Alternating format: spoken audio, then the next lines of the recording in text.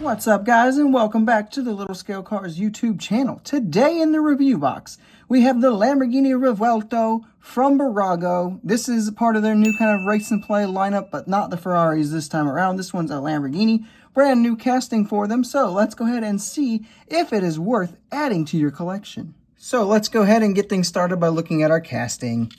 Proportionally speaking, all looks pretty good. I've had some questions about if this is just the Maestos Fresh Metal casting kind of reworked. It's possible, but I don't really think it is. It just has got a little bit too much detail that one doesn't have, in my opinion, but it's possible. You go ahead and pop it next to the real-life car, and then let's go ahead and kind of look at it here. So, what do we have here? We've got almost everything you see painted orange is going to be metal. Very, very good here. This one does have mirrors, unlike the Ferrari 812 that we just looked at, so that is always a good thing. Again, we do have a plastic base. That's definitely kind of the theme for this line. We do get rubber tires, though. That's always cool and appreciated.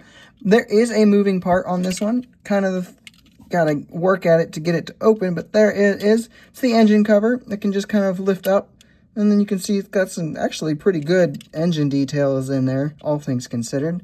But not perhaps the most exciting moving part, but I would definitely prefer that over doors, especially with the way the doors open on this car. You do get working suspension once again here. A little bouncier up front than it is in the back. Not exactly a good thing in my opinion, and I'll get into that a little later on. But overall, your body lines are all going to be replicated pretty nicely. It's going to look like it has some good depth to it. Overall, yeah, casting is done very, very nicely. So, paint and deco. So there's two of them out. I only have one, but this is the kind of orange version. I forget what shade of orange this is, but it's a very eye-popping kind of the presentation color orange, in my opinion. Absolutely perfect color choice. I was actually expecting the Orange Mini GT to be this shade, but it's not. So if you are wanting this shade, like right now, this is pretty much the best way to get it, in my opinion. There's also a matte gray one out. I have not picked that one up yet. I'm not sure if I'm going to. Yeah, but I don't know. The paintwork is very nice. It's just this kind of enamel orange, bright orange, looking great. And then a few accent pieces here and there. No real carbon fiber work that you would see on some of the other models here, but it still looks good.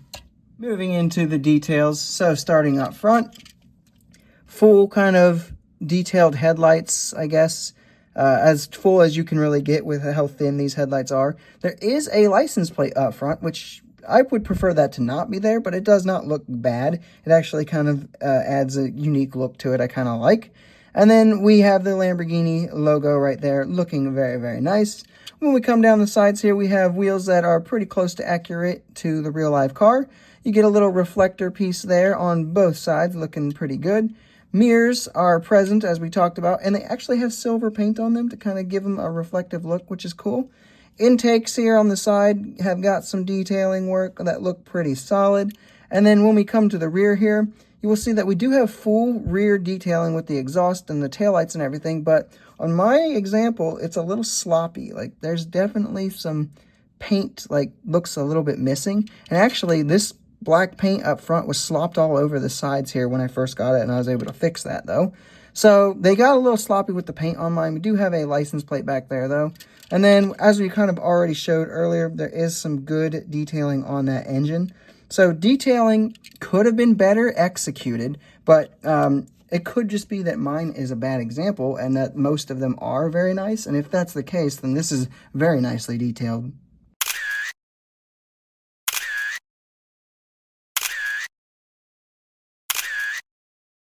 Moving into the roll test, it's a race and play basically model, so it's going to roll very nicely. Very, very good there.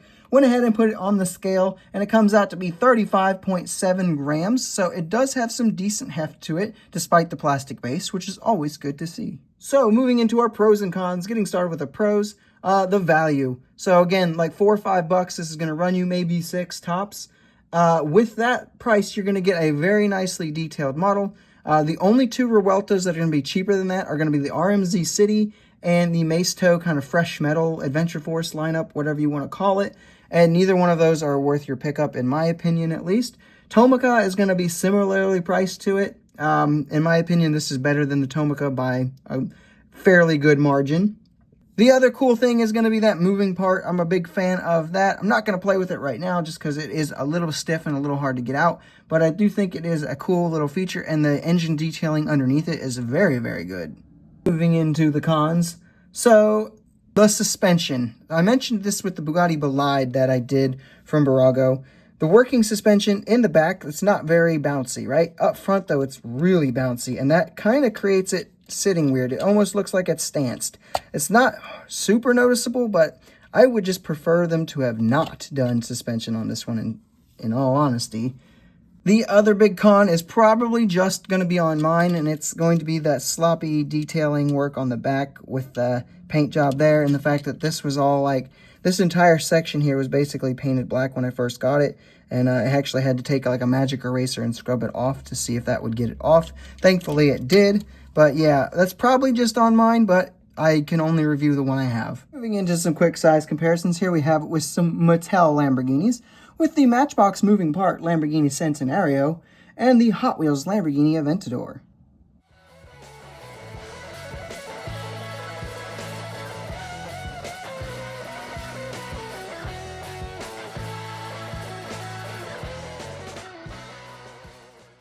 And here we have it with some premium Lamborghinis that you might have, with the Lamborghini Cayenne from Mini GT and the Lamborghini Murcielago SV from Maxwell.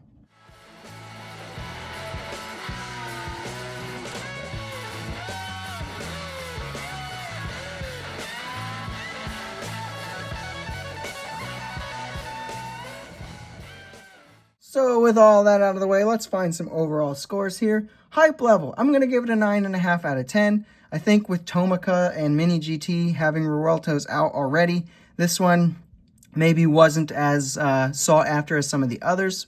So 9.5 there. Execution, I'm going to give it a 9.2. Again, that's probably just maybe some issues with mine. That kind of weird stance could just be an issue with mine as well. I don't know. But again, I can only review what I have. Execution could have used some work. Feedback, I'm going to give it a 9.75 because most people that have this are really, really over the moon with it. I haven't seen a whole lot of issues, especially with that rear paint work outside of mine. But I have seen some other suspension issues, though. That could possibly be a more widespread issue. But yeah, everyone seems to at least be enjoying it, especially at the price point that they got them for. When we take these three scores and average them out, we are left with a 9.48 out of 10, which I think is a pretty good score for a pretty good model that could just use a little work, a little extra love, maybe a little TLC here and there, and bingo, you got a perfect model. I definitely seem to have gotten kind of a bad example, which is unfortunate, but I mean, if anyone's going to be getting a bad example, it's always going to be me. I get no luck in the quality control department from any brand. I definitely like that this one has a moving part. I don't think there are a whole lot of other brands out there that have moving parts, especially not the engine bay.